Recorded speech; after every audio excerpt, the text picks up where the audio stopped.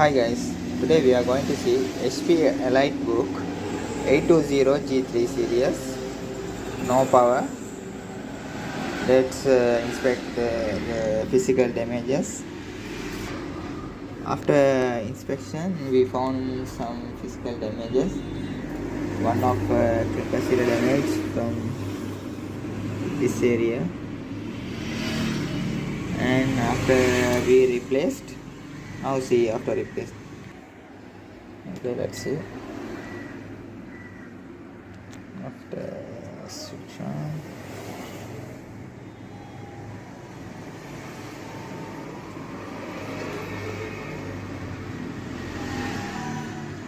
Yes. You can see the display. Thank you for watching. Please like and subscribe our YouTube channel.